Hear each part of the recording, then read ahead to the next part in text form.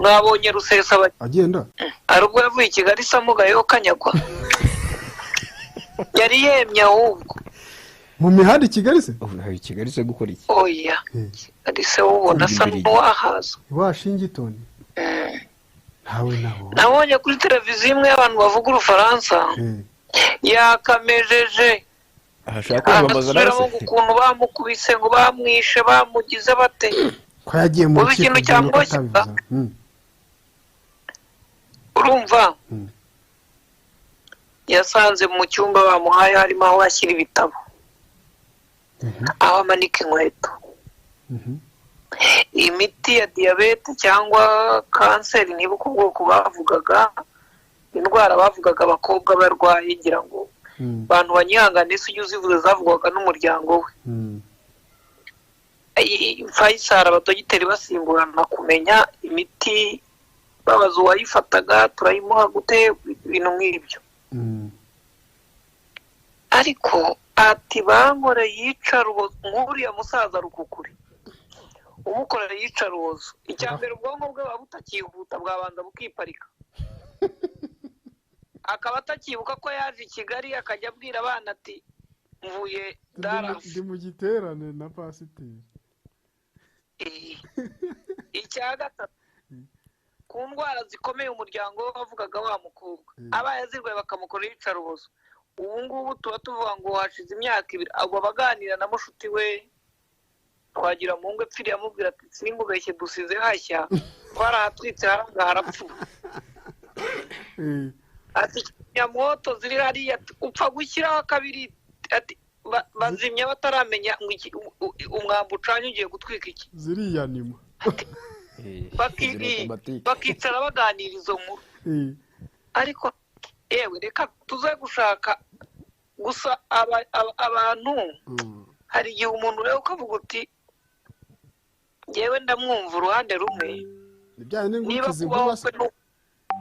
niba uburyo bwo kubaho kwe n'umuryango we ari igihe afite icyo avuga ku Rwanda mu by'ukuri umuntu ushaka icyo ari ushonje cyangwa se ufite ikintu icyo agomba kubona kigomba gukomoka aho hantu ni nk'amazi atemba ntabwo wayahagarika utayahaye indi nzira rero kuriya bavuga niba ari bwo buryo bwo kubaho we n'umukobwa we amahitamo ni nk'umuntu usamba buri muntu usamba kandi atari yararembye ntabwo ushobora kumubwira ngo pfuta ajugunye amaguru n'amaboko ngo rambara rumere neza ngo ushinyirize nk'umuntu oya iyo asamba arajugunya amaboko akagira ati ntabwo wamubuza rero keretse umuteye ikinyagahwera kayo nguko namubonye ndavuga nti yirwarize ariko uriya we ntacyo atwaye ikimbabaje n'umwana we udafite icyo ahuriyeho na se utari ufite ibintu akora ariko yamaze kwambara inkweto za se mbese arimo aravuga ati muzehe aragenda nanjye mfata umwanya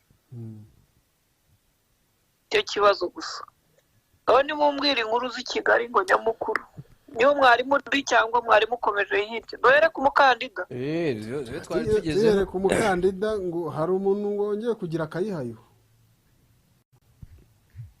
oya nazi atikise garashaka kwiyamamaza nabonaga abwira igitangazamakuru cy'abanyamerika yuko no kuri Twitter yarabyanditse ejo kuri Twitter ngo yarabyanditse ndi kubisoma hera bigiye hesha da kanze gato ndi gushakira kuri Twitter kuri BBC niho nayibonye ariko no ku bindi bitangazamakuru byose iriho okay numva nahageze ni atari ibyanga yego uyu Diane Rwigara yabwiye BBC ko yafashe icyemezo cyo kongera kwiyamamariza umwanya wa perezida wa Repubulika mu matora azaba muri Nyakanga uyu mwaka baravuga tuyaheruka kugerageza ibi muri 2017 ariko kandidatire ye ngo yanzwe na komisiyo y'amatora ivuga ko yakusanyije imikono mihimbano y'abantu basabwa muri buri karere kugira ngo umuntu yemerwe nk'umukandida ku mwanya wa perezida we yarabihakanye avuga ko yari yujuje ibisabwa kugira ngo yamamaze ngo ahubwo ko yavanywe mu biyamamaza kubera ngo impamvu za politike uyu munsi rero ngo ntiyahise asubiza ibibazo bya BBC ku bijyanye n'uko yakongera kwiyamamaza gusa yemeje ko ari byo koko agiye kwiyamamaza nanone. urumva ngewe ikibazo mfite ni kimwe. kera bavugaga imikono y'abantu 600 nkahita numva ukuntu ari benshi nk'abandi komisiyo nayo irakabyo rwose nkumva komisiyo yabangamye, ariko naje gukora imibare yayindi Dogiteri Thierry yatwigishije imwe yoroshye no muri gadiyeni bayikora. nza gusanga buri karere asabwamo abantu 12 ntibashya cyane akarere 12 kandi ni abantu bafite irangamuntu ari no bujuje imyaka rwo kuba yatora bari kuri lisite y'itora. ntabwo bigeze bavuga ngo umuvandimwe wawe inshuti ntibemewe. noneho nibajije niba hari umuntu ubura abantu 12 buri karere, usibye n'icyo, usibye no kuba yaba perezida, ntabwo yaba na gavana, ntiyaba na mudugudu. abantu 12 abantu 12 ni abantu bake mu karere. uzi uko twakujyana mudugudu abantu babuze mu karere kose. uzi ko n'umudugudu utawuyobora mu karere uzemo abantu 12. twari tubigejeje hejuru n'isibo n'isibo ni bakomeye bavuga tugazuzwe ubwo rero ukuntu umuntu ashobora kwisanga afite n'abantu batabaho, haba harimo ibintu bibiri. haba harimo abatamukunda akisanga bamuhaye ibyangombwa kandi batemewe, cyangwa yatumye abantu nsinyishirize bakamufindafinda oya bakicara nk'ahantu muri korodoro, hamwe hagasinya Scovia, ahandi hagasinya Mutesa, ahandi hagasinyaho Mamurwa Gasabo, y'amazina yose Miss Ngororero, bikaza no abona amazina yasinyiwe n'abantu 4 ariko ari umuntu umwe witwa amazina 4. buriya nka Senderi yamusinyira akarere kose, yitwa Eric Senderi Nzaramba naryo Nzaramba na International na Hiti n'ibidakwiriye byose n'ibidakwiriye. ubwo urumva niba navuyemo 6 hari ukuntu rero atuma gusinyisha bamukorera iki, akajya abona Hiti hakabona International. harya yavugaga iki kuri Havadira, sinzi n'ibindi ryashingiye kuri Harvard. ibyo byose yajya kona akabona akarere afitemo abantu 7 ariko bari muri umwe. irangamuntu bakajya bagenda bahinduraho akanomero kamwe. urumva gusa ngewe kuri jye ntekereze ko yatekereje neza uburyo bwo kwiyamamaza, kuko amategeko y'u Rwanda ngira ngo arabimwemerera. igihe yakurikiranwagaho ibyaha yabaye umwere, niba nibeshye yabaye umwere.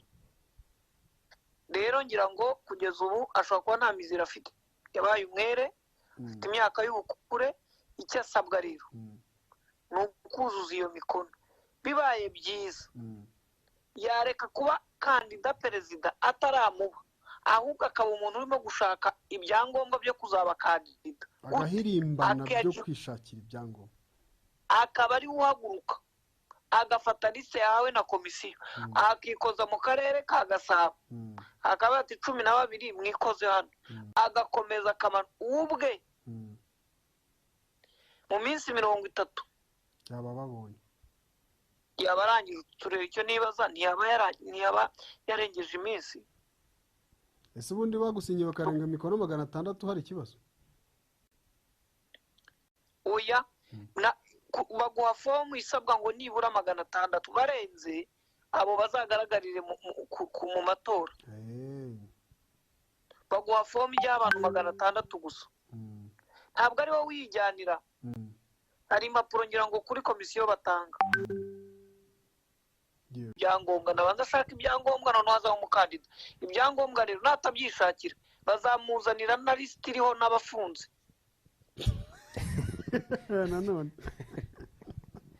none se abantu bamwandi ubushize yari afiteho abapfuye, hananirwa kujyaho abakiriho noneho. Yoruba ahubwo mu ishusho ry'uburyo nabibonyemo mu bushize uburyo yahagurutse nabonaga yahagurutse nk'umuntu uhagurukiye nko mu ryingahe uri buritari ukuntu ndabigonga nabonaga ari ibintu bimeze nka kizunguzungu n'amashyaka ni imitwe bishwamagurika nabonaga ari muri ubwo buryo niyo icya mbere ushize nabonaga ahagurutse nka bishwamagurika ubwa mbere aza yaje ubwo afite igihunga gituma atiyizera yaje afite igihunga yaje urumva yari umukandida wigenga mu gihe gitoya aba nta byangombwa afite abaremesheje inama adekarara ishyaka yazanye ngo ni muvuma n'ibindi bintu nibukaga byarimo itara ryaka itabaza ikirango n'umwe mu banyamakuru bagenzi bacu agaragara yambaye icyo kirango ndavuga ni mfushombere mu mwenda ni Rwanda Revenue kabyara dore ko ari amazi kwisiga irangi bamujyana ku rukuta nawe kanya gato urumva ibibazo birakomeza birakura sinkubeshye wari urinzwe apfa mbere y'umurinzi ibintu birakomeza rero uyu mukobwa muto ushaka muri politike ntekereza ko kujya muri politike ari ikibazo n'abanyarwanda bakeneye kubona abanyarwandakazi babiviburamo babyiyumvamo kandi babihindura nk'ababishoboye ahubwo kuri njye naribajije umuntu utarigeze abaho na mudugudu kuki atahereye wenda ngo niyamamaze muri njyanama karere atuyemo aho numva atari ibihambaye cyane nyine icyo nashaka kuvuga ngo ni nk'umushoferi utaratwaraho imodoka agashaka guhagurutsa yikurura kontineri yakabaye yarabanje akiyamamaza wenda mu mudugudu akaba yarabayeho nko muri senefu akaza ajya agaragara mu bikorwa by'imiganda n'ibindi bitandukanye akabanza akiyamamaza muri njyanama nyine akinjira agatinyura abantu bakabanza bakamenya icyo ashoboye naho kuba keretse n'imyanya kandida perezida ariko bigenda abantu baba baryamye mu rugo bajya kubona bakabona bakubonye kuri televiziyo ntibazi icyo wakoze ntibazi imbaraga za politike zawe ntibazi icyo ushoboye ntibazi uko ufata imyanzuro ntibazi ikoresha yawe kwizera ko bagutora biragoye ariko niba ariko abanyapolitiki bari ku myanya y'abaperezida ariko baza bashobora kuba baza ntaho baturutse rega n'umupfumu ajya akubwira ati nitabyara inyana izabyara ikimasa yari umucuruzi ukomeye aba Trump akaba yiroshyemo abakubwiye ati zabyara umupfumu yakubwiye nitabyara inyana izabyara ikimasa abagufashije uwo baba yakaye nka mwana ubwira se ati papa ati ngo uririndazi igihe nkubwirire nka yawe ikizabyara ati yego ushaka arimo ati mbwira se turabizi ko ntajya mbeshya ati ngiye nayitegereje nsanga ukuntu imeze undi ataha kitabaye ikimasa kiraba inyana isatisha turi umugabo n'ibyo nanjye nakeka si ukoze gare nanjye nakeka nuko rero n'undi hari ngiye ndimo ndavuga ngo abajyanama be abanyamategeko be abamufasha mu kazi akwiye gushaka ibyangombwa atuje yamara kubona ibyangombwa ari umukandida agahangana n'uwiyamamaza wese mu rwego rwe atari uguhangana n'umuntu abakandida barahangana rwose kandi biremewe gusa mu muco w'u Rwanda bavuga ko ukwiye kwiyamamaza udasenya undi kuza Diane kwiyamamaza Diane ni umukobwa muto uriya ntacyo yamara ntabwo ibyo bikwiye kuba biri muri disikuru z'abanyapolitiki ukwiye kwiyamamaza udasenya undi wowe wese uvuga ibyo uzakora ugaragaza uko ubyubaka n'undi avuga ibye tw'abaturage tuba dukurikije imvugo z'uyu n'ubunyangamugayo n'ubushongore n'ubuhangange nuko tumubona nuko tumuzi ubu yatuzahura tumutore azi intambara yo mu karere jewe kera aza kwiyamamaza 2017 ndabyibuka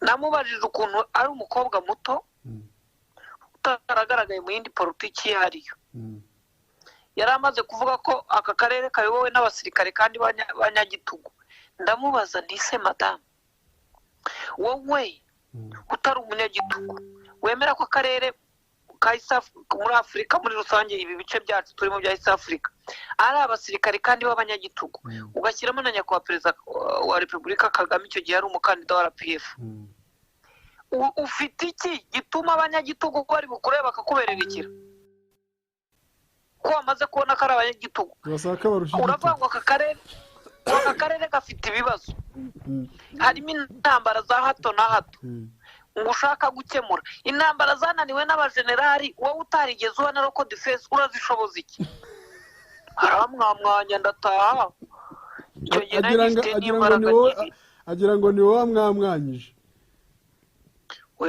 urumva nk'ubu ni urugero dufite ikibazo cy'intambara mu karere na hato araza kubwira abanyarwanda ko afite ubuhe bunararibonye mu kurinda umutekano ngo turyame dusinzire ngo njye ndimo ndavuga ngo abantu bamukorera imvugo n'inyandiko nibamufashe yatsinda cyangwa yatsindwa ariko nibura abantu basigara bavuga bati disi nuko akiri muto ariko afite ibitekerezo byiza ntiyazabura n'ikindi uyu muntu azavamo umuntu muzima njye mvuga ngo abajene mukwiye kuza mugahiganwa mu byo mukora byose mu myanya ya politiki n'ahandi ariko ukaba ufite umujyanama mwiza ukubwira ngo mu Rwanda bayobora bate umuco w'ikinyarwanda ugenda ute biyamamaza bate bakora iki uwo mujyanama namubona niyo atatsinda azaba ari mu bakandida beza azaba nk'Amavubi urabona hari ukuntu Amavubi bajya bavuga bakavuga ngo haraza ngo baratanga igihembo ku ikipe yatsinzwe neza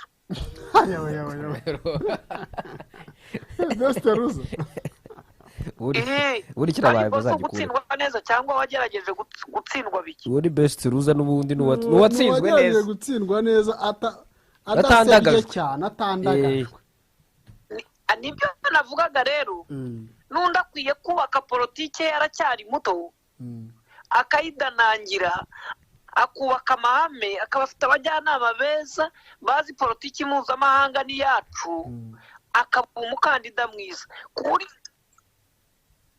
buryo ashobora gutsindwa ariko ari mu batsinzwe neza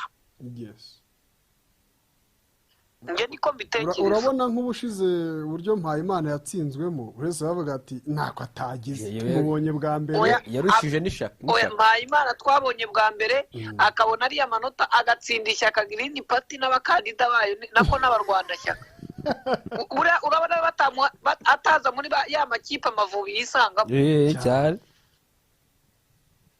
ikintu waza umubaza kandi nawe ngo ni umukandida n'ubu ngubu rwose yarongeye arubura ariko wamugana cya kibazo harya ugeze ubona igisubizo azabanza asezera imirimo muri minu bumwe bimeze bite tuzahabimenya ngira ngo kuba umukandida perezida ntibisaba gutakaza akazi wari ufite hako niba ariko buriya ahari azagatakaza hari n'igihe minisitiri w'intebe bazashyira ashaka umuntu akavuga atumva uri mu batsindwa neza ngwino ujye mu batsinda neza uzahita nawe utsinda cyane akamushyira mu urabona gutsindwa neza bitaramujyanye muri minu bumwe cyane hitonze ry'ibihoze ariko uhagurutse abandi bantu ngira ngo tuvuga ku bakandida ubwo tuzi Frank Habineza tuzi Diane Rwigara nk'uko abivuga n'umukandida wa RPF Inkotanyi Paul Kagame tuzi n'umwarimu hari n'umwarimu rwose na mwarimu ni Rutsiro Karongi ni Hategekimana Innocent niba atari Nyabihu ni Gakenke Nyabihu cyangwa Rubavu hamwe muri aho hatatu naringize ngo n'uwirutsiro ngo tushake imirinda nkuru arahari rwose arimo arasinyisha ahubwo sinzi niba atarakugeraho aragira ngo yasanze ntabi. Yego. Hanyuma Scovia, uyu muburanyi wacu ko mbona abanyamategeko bamushizeho, abacamanza bo nibatangira kurwikuramo. Ngira ngo abacamanza ntibajya bikura mu rubanza. N'abacamanza bakuru mu rubanza ndabona arimo ndanze. Ariko ngo yasanze umuntu yamutanze, ngo rero yari kumwihana. Yari bwihane metre. Yari bwihane metre Gatera agashaka akabwira ati nanjye singa ushaka mu rubanza nkuko yabigenjeje kuri metre. Ariko se ko uyu muntu afite ibibazo mu mutwe ndavuga arwaye nkuko bivugwa tigenda arwaye niba banze hari na raporo yabyemeje y'abaganga. None se amategeko avuga iki umuntu arwaye? Reka nkubwire. Kugeza ubu uyu mugabo aracyari umwere Karasira. Ariko atangira kuri YouTube avuga ibintu nge namubonyemo ibintu bibiri. Afite uburakari utamenya inkomoko, afite n'ikibazo cyo mu mutwe. Uburakari bwa bundi bumeze nkaho umuntu avuga ati sinahawe ibisa sinagize n'inyakane ntara. Ari ukuntu umuntu aba yicaye abantu bakamubwira bati Scovia buriya nti ati wagombaga kuba uri minisitiri, uri depite, uri deje, bakakumvisha ibintu ngo wagombaga kuba. Kandi ubikubwira nta nubwo atuye hafi y'aho biba. Yego. Noneho ukajya kwikanga nawe wumva koko utarabaye kandi wari ukwiye kuba. Urubanza rugatangira ubwo mu bwonko bwawe bwo gukorera iki. Usanga kuba wa muntu utari bubashe kumuba, icyo ukora ni iki? Urasara. Urisaza ukisararanga. Bajya kukureba bagasanga umuntu ni muzima, ariko mu by'ukuri ufite igitekerezo cyo gusara. Karasira iyo yinjiye mu rukiko ubona ibikorwa akora, ntabwo umusazi akora biriya bikorwa. Umusazi cyambere ntabwo ahakana ko arwaye. Hari igihe yinjira akikora utuntu dusa nkaho atanga sinye ngo mubone ko arwaye, ariko wamwitegereza ukabona hari ibyo yikora. Buriya umurwayi wujuje ibisabwa ukurikije uko urebye mu mafoto n'itaye ibyo muganga yanditse, yari umuntu witwa Barafinda. Barafinda yari umurwayi ku ikote rye na karuvati. Ko Barafinda yavuze ngo ngare ko murwayi ari umuryango, ko batanditse mu muryango umvuze. Yabaza abantu bananiwe kwishyura ibitaro babindera uko bangana ntibatwawe na leta. Sinibatoragurwa na polisi n'abanyerondo. Ariko reka umurwayi agatunga urugo akagera. Ese nkubwira ukuntu ari umurwayi. Kandida perezida ushaka kuba perezida yaje afite ibintu by'ibitabo aza kuri komisiyo iramuka yanze kumwakira kandi nta muganga wavuze ko arwaye, yari kubikoza ikosa. Araza atangira kutubwira ukuntu afite impamvu 200 ngo zitogotera mu rutirigongo. Afite abaruda ngo miliyari na miliyari ku isi hose. Atangira kutubwira ukuntu umukobwa we ngo akora kwa Elizabeth Queen, ngo nitumubura ngo tuzahombana birenze no guhomba. Azaniye terime noneho wabireba ukabona ko ibintu umuntu avuga ukimubona tutaramenya niki. Twese twaramuye tuba komisiyo ntabwo imwakira. Ariko Mbanda yari perezida wa komisiyo, manda arya ntitabye Imana. Yego aruhuke, yarakoze ibyo yagombaga gukora mu gihe cye kandi bifite icyo byamariye rubanda. Arangize aramwakira kuko amategeko amutegeka kumwakira nubwo nawe yamurebaga. Nta vangura akoze. Kuko ntagiye andi mahitamo keretse hari muganga uvuga ko arwaye cyangwa hari indi miziro iteganywa n'amategeko. Uyu mugabo yavuye aho akajya yirirwa mu mujyi kuri za interview, yafashe ibipapuro n'ibiki n'ibibagi yambaye by'akazi atagira, avuga inkuru. none si ishyaka bambara baji batari ku kazi mbese ko tutari turi mubyemere munabisome mubibone ni ukubemeza ni nka branding oya nyine uburyo yabikoragamo ese ubihuye na Franka cyangwa na Fazili bambaye ibikorwa umuntu akora ukabona ko umuyaga urimo guhuha ku mbaraga z'imitekerereze zo kwikontorora. Ubu ntushaka kubaza umuntu ngo kuki wasaze, ntushaka kubaza umuntu ngo kuki ufite ihungabana rirenze. Hari ibintu nyine umuntu yisanga afite adafite amahitamo usibye kugira abawe bakagufasha. Iyo utabafite rero hari igihe bagusaza. Buriya Karasira yagize ikibazo cy'abantu bamududira, abura umubwira akamubwira ati bigusaza nabo barasaze. Ingwabe nka wa mwana urabona umwana iyo aryamye aguma yinyeganyeza uguma ukubita akaganza buhoro ku kabuno ukabikira. Yabuze umuntu ubikira ubwonko bwe, yabuze umuntu ubikira ubwonko bwe ngo bwe kuyagara. None se Buraskove nk'urukiko rugize ruti umuntu ntakwiye gukurikiranwa mbese bakamwamuraho biriya bintu bamurega, ntabwo wabona umuntu ameze nk'utekanye. Umwanzuro warafashwe, urubanza ruzaba. Buretse nkubwire mbere yuko tunavuga ku mwanzuro wafashwe, umuntu kuba yakoze ibikorwa by'uko yananiwe kwiyakira bitandukanye no kuba yararwaye. Karasira ubwabyo bitangiye ntabwo yari umurwayi, yari umukubagaji. Yakubagaga akavuga ibintu babantu bakagumana bamenyegeza asa n'amakara n'inkwi bongera mu itanura aratomboka. Niyo mpamvu nakubwiraga ngo Karasira umuhagaritse ari ugahagarika hariya na Barafinda, bariya abantu bombi baratandukanye.